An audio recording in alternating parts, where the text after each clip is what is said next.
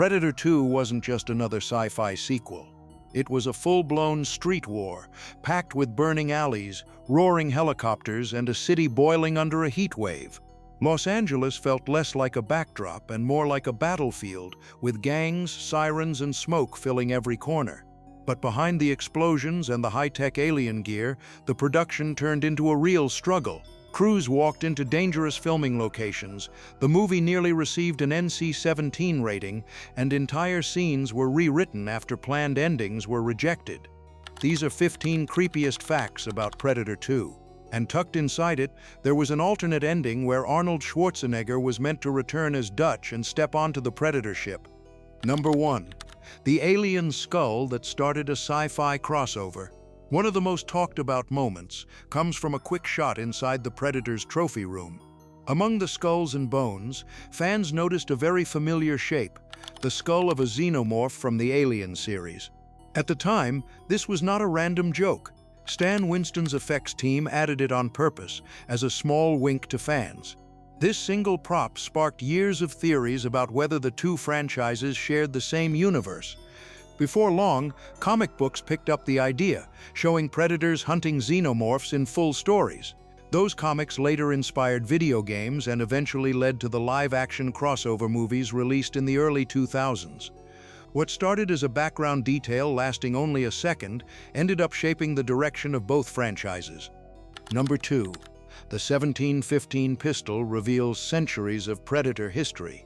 Near the end of the film, the Predator elder hands Harrigan a Flintlock pistol engraved with Raphael Adolini 1715. To most viewers, it looks like an old collectible, but fans later discovered the real meaning behind it. In the expanded Predator stories, especially the comics, the pistol belonged to a pirate captain who crossed paths with a Predator during a major conflict on his ship. The Predator respected the captain's bravery, and the pistol became a symbol of honor passed between them. This detail shows that the Predator species has been visiting Earth since the early 1800s, long before the events of the first movie. It also hints that these creatures choose their trophies based on respect, not just victory. Number 3. The hidden ritual theory. Only one Predator actively hunts through Los Angeles, while the others appear at the end, almost like observers. This sparked a long-running fan theory that the entire story is actually a test for a younger Predator proving itself. In Yautja tradition, a rite of passage must be completed without any help, which is why the elder members of the clan stay hidden in the shadows. If they intervened before the duel ended, the trial would be considered invalid. So the city hunter is forced to handle every part of the mission alone, including the final showdown with Harrigan, which the clan views as an honorable duel. Only after Harrigan defeats him fairly do the elders step in, not to retaliate, but to close the ritual and award Harrigan the 1715 pistol as a sign of respect. Number 4. 2 scrapped endings would have changed the franchise forever. Predator 2 originally had much bigger plans for its final moments. One draft included a scene where Dutch, the hero from the first film, steps out from the shadows on the Predator ship. The idea was to reveal that he had been working with the government to track these creatures around the world. This version would have set up a new direction for the series, with Dutch returning as a key character. Another version showed the entire Predator clan performing a ceremony, raising Harrigan's hand to acknowledge him as a worthy hunter. Both endings were removed before filming because the studio wanted something simpler and easier for general audiences to follow. The final pistol handoff is all that remained, but the discarded ideas show how ambitious the filmmakers originally were. Number 5. New weapons that redefined the franchise. The first movie showed only a few pieces of Predator gear, but the sequel expanded the arsenal in a big way. Predator 2 introduced the collapsible spear, the energy net, and the smart disc that returns to its user like a high-tech boomerang. Each weapon was built as a practical prop so actors could hold and interact with them on set. The design team studied martial arts weapons, fishing tools, and even hunting gear to create something that looked believable for an alien hunter. These new items changed how the Predator moved and fought, making the action feel faster and more unpredictable. Many of these weapons became favorites in later comics, video games, and spin-off stories. Number 6. The Predator followed a strict code and refused to harm the innocent.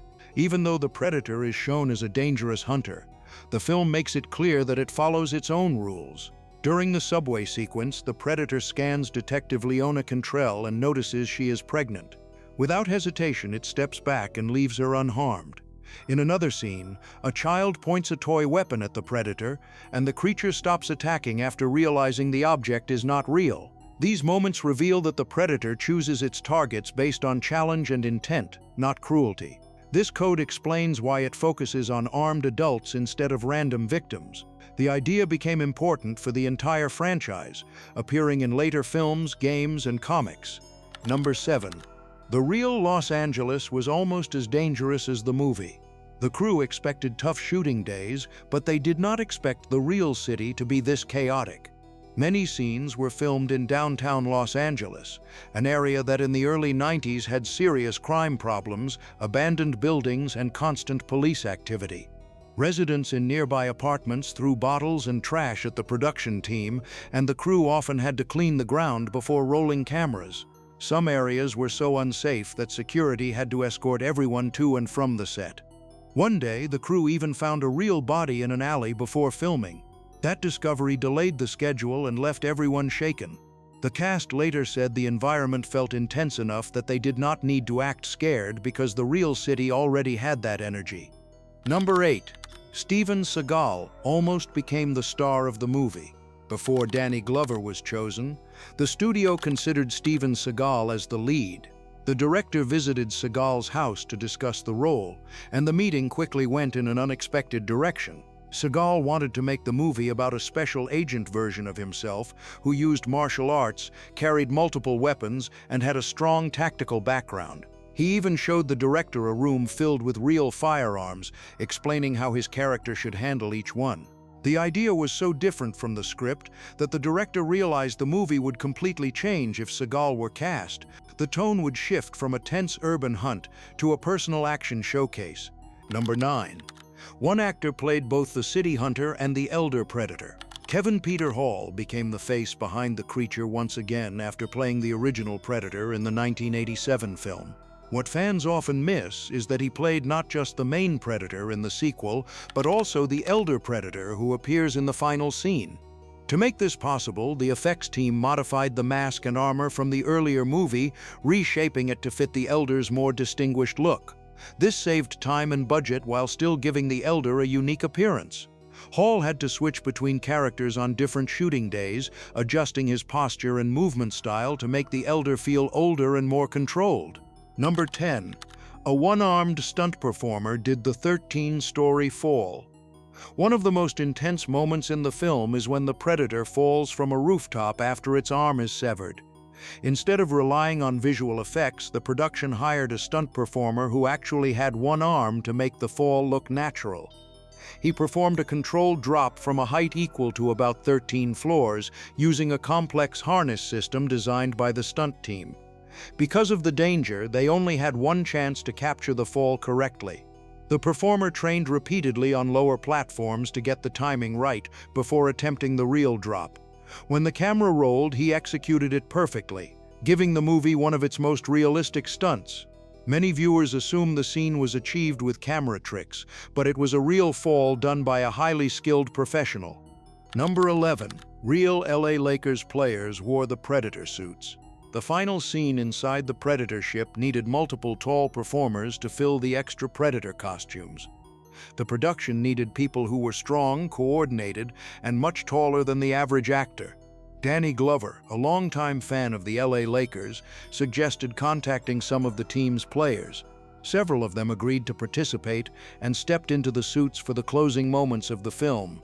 Their height and athletic build made the entire Predator clan look imposing and unified. Number 12. The Lost Tribe costumes became one of the film's biggest mysteries. For the final scene inside the Predator ship, Stan Winston's team built 9 additional Predator suits, each with a different design to represent a group known later as the Lost Tribe. These costumes were extremely expensive because every mask, weapon, and armor piece had to be sculpted and painted by hand. All 9 appear on screen for only a brief moment, yet they took weeks of labor. After filming wrapped, the production tried to store them with other props, but the suits mysteriously went missing. Some people believed they were misplaced, while others suspected they were taken by collectors. To this day, the full set has never been officially recovered. Number 13. The first cut nearly received an NC-17 rating. The original version of Predator 2 surprised even the ratings board. Early test cuts were considered too extreme for a normal theatrical release, and the film came close to receiving an NC-17 label. For the studio, this was a major problem. Movies with that rating cannot play in most theaters and often lose a huge portion of their audience.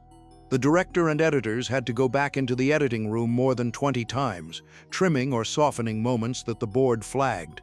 The challenge was keeping the intense tone without crossing the line set by the rating rules at that time. Number 14. Bill Paxton became the only actor to face 3 iconic killers. Bill Paxton joined Predator 2 as Detective Jerry Lambert, bringing humor and energy to the team. What many viewers don't realize is that this movie completed a rare achievement for him. Paxton also appeared in The Terminator and Aliens, meaning he faced 3 of the biggest sci-fi threats ever put on screen. In each film, his character ends up losing the fight in memorable ways, which turned him into a fan favorite across all 3 franchises. Fans call this the Sci-Fi Trifecta, and no other actor has matched it in the same way. Paxton later joked in interviews that he must have been a magnet for trouble, because every time he joined a sci-fi movie, he knew his character was not going to make it to the end. Number 15. Gary Busey returned to acting after a near-fatal accident. Gary Busey, who plays Agent Peter Keyes, brought intense energy to every scene. What most viewers don't know is that Predator 2 was his first major movie after a very serious motorcycle accident at the end of the 80s. The accident left him with severe injuries and a long recovery period, and many people were unsure whether he would return to acting at the same level. When he joined Predator 2, the cast and crew were surprised by how determined he was. He insisted on doing many of his own action moments and delivered a performance that felt confident and bold. One of his lines in the movie, "Guess Who Is Back?" became unintentionally meaningful because it reflected his real-life comeback. Predator 2 turned out to be far more ambitious than most viewers remember. The production pushed its cast and crew into real city dangers, introduced new weapons and lore, and came close to revealing massive crossovers and returning characters. From real stunts to lost costumes and alternate endings, the movie carried more surprises behind the scenes than ever appeared on screen. Thinking about what almost happened makes the film even more interesting, especially when imagining a version where Dutch returned or the clan performed a full ceremony. Thank you for watching, and don't forget to like, comment, and subscribe for more stories from your favorite films.